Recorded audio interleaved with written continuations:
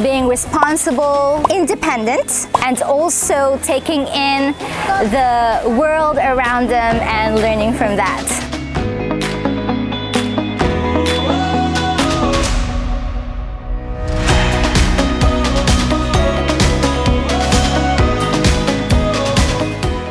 Good morning, my name is Celeste Host.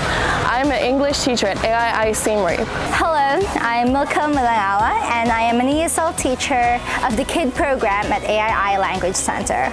We welcome you to Sakcha on our open field study. Here we have beautiful works of art.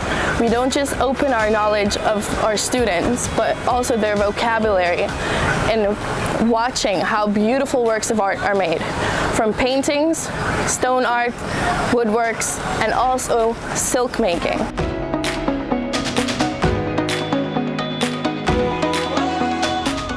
So today we are at Sakcha, which is exposing our students to the rich culture of Cambodia, which is artisanal handicrafts.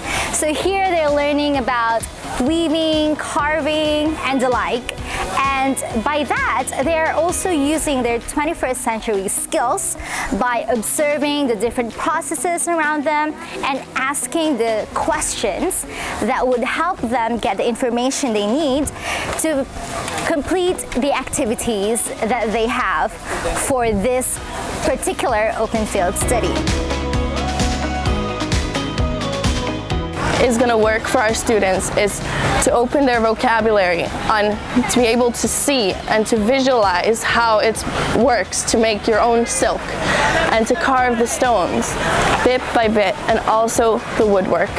It takes a lot of patience and a lot of energy for someone to be able to make these beautiful works of art. With this, the children are able to practice their other skills, such as being responsible for their belongings, also being independent by learning in their own way, and also taking in the world around them and learning from that.